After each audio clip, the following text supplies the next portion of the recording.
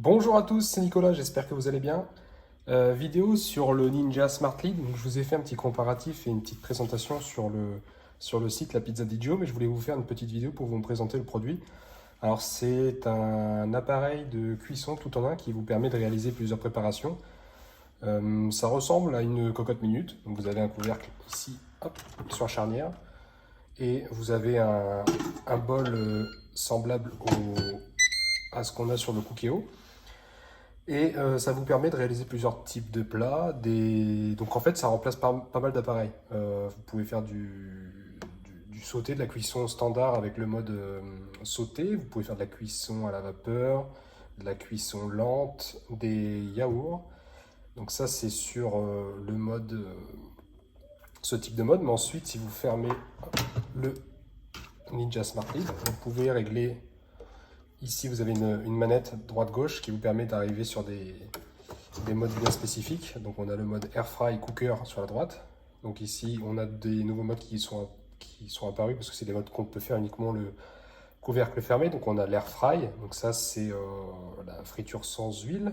Vous avez le mode grille, le mode cuisson déshydraté. Donc vous pouvez faire des fruits, légumes, viande déshydratée grâce au Smart Lead.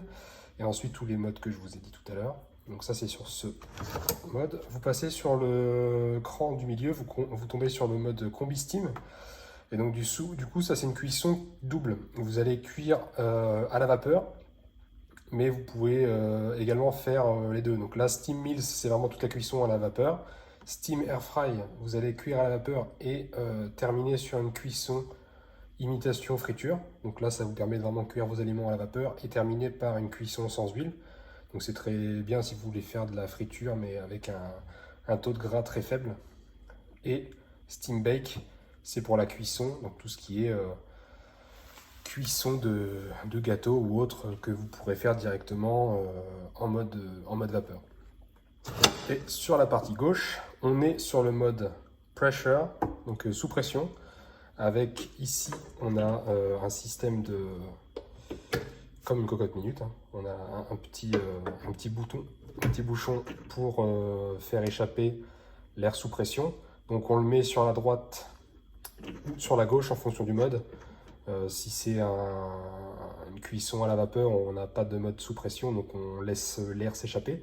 Par contre, inversement, si on fait de la cuisson sous pression, il faut mettre le bouton sur le bon endroit pour permettre justement derrière de ne pas faire échapper toute la pression et tous les gaz à l'intérieur.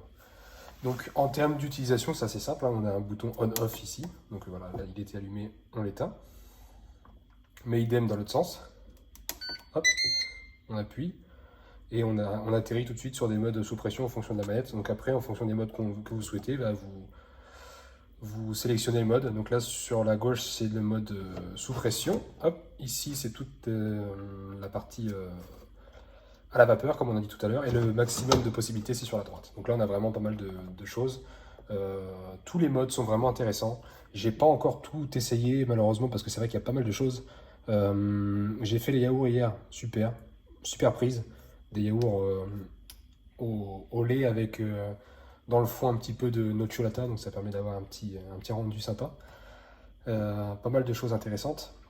Et on a aussi le mode garder au chaud, donc ça permet de garder des aliments au chaud à l'intérieur.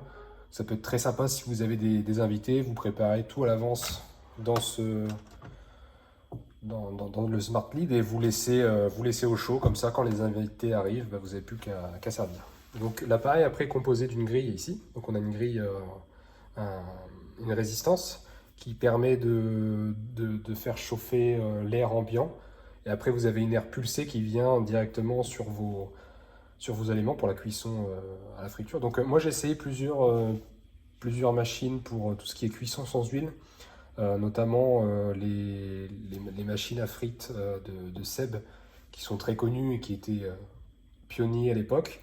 Je trouve le rendu beaucoup mieux dans le Smart Lead de Ninja que chez Seb. On a déjà des aliments qui restent intacts parce qu'on n'a pas de broyage, on n'a pas de mélange, mais par contre on a quelque chose qui reste intact, c'est pas de la charpie, quoi, ça va être vraiment une frite bien ferme. Ensuite, vous pouvez laisser la peau, ça permet de faire des belles frites à l'ancienne, en fonction des variétés que vous allez utiliser. Vous laissez juste un petit filet d'huile, et puis à milieu de la cuisson, on va vous demander d'ouvrir le capot et de remuer les frites pour pouvoir les mélanger et pour pouvoir interférer les faces, et puis voilà. Donc en termes de contenance, on a quand même quelque chose de pas mal, même si vous êtes beaucoup, et en fonction du mode de cuisson que vous allez faire, vous allez peut-être être limité. On a un réservoir qui est intéressant avec pas mal d'accessoires, hein, je vais vous montrer ça. Donc ça, c'est ce qu'il y a à l'intérieur. Donc à l'intérieur, on a une grille comme ça permet la cuisson des aliments en mode sans huile. Donc la cuve, elle ressemble à ça. C'est une cuve, voilà, tout à fait standard, avec des graduations sur le côté. Et elle s'insère facilement. Et vous voyez qu'il y a un message d'erreur quand la cuve n'est pas à l'intérieur. Donc ça vous permet de ne pas lancer le mode sans la cuve, il y a une détection. Donc il y a un chauffage qui se fait aussi sous la cuve, quand on a le mode sauté par exemple.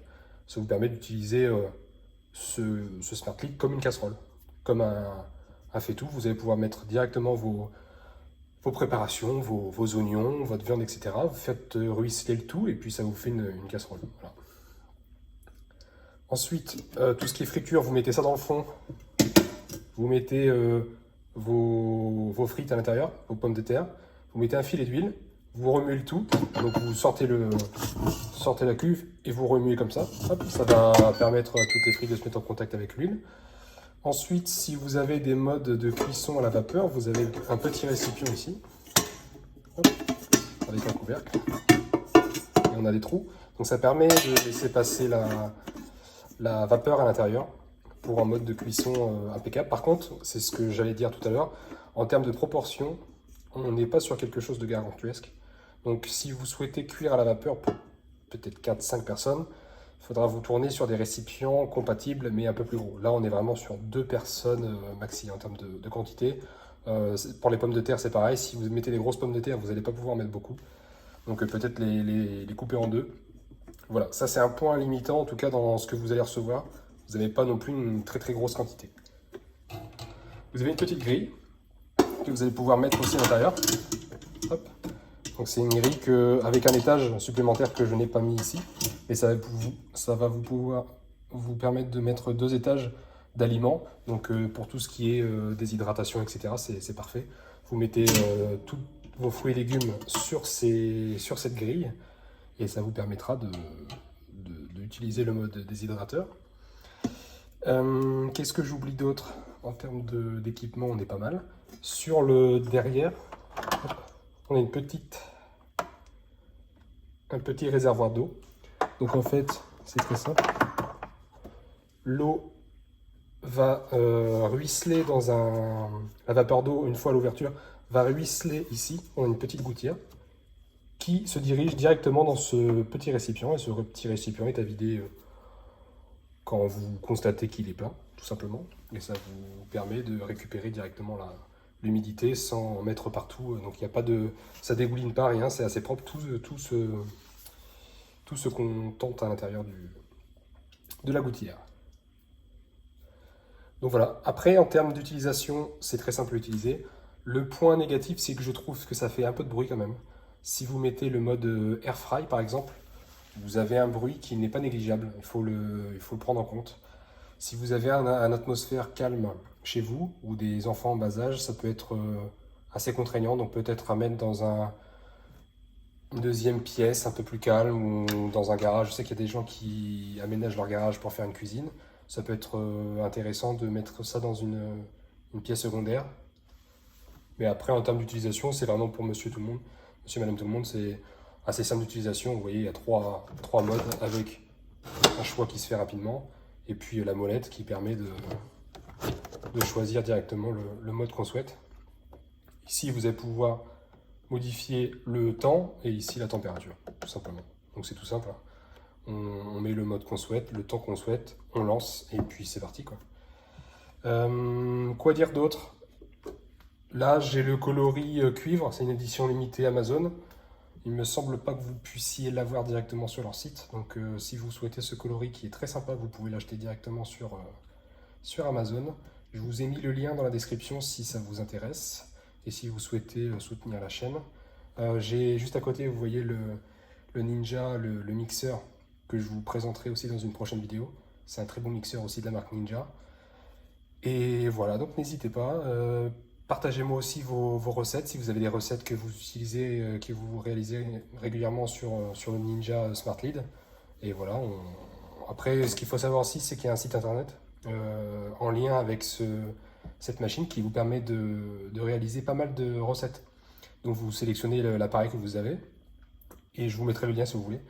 Et vous pouvez sélectionner directement la recette que vous souhaitez, vous avez les modes, le temps de cuisson, etc. Et ça vous permet d'utiliser votre Ninja tout en suivant une recette qui vous plaît. Voilà. Donc c'est très intéressant. Donc voilà, c'était Nicolas de la Pizza de Joe, j'espère que ça vous a plu. Ciao.